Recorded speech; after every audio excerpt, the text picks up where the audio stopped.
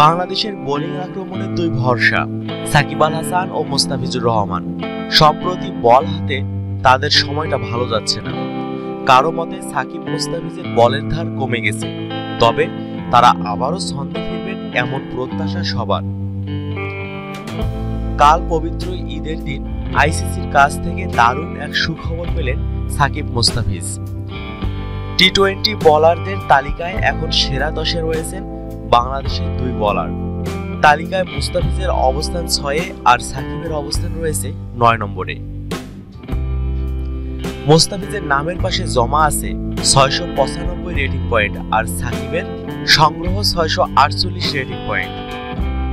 পাকিস্তানের অলরাউন্ডার ইমাদ ওয়াসিম রয়েছেন তালিকার শীর্ষে, তার অর্জিত রেটিং পয়েন্টের সংখ্যা 780।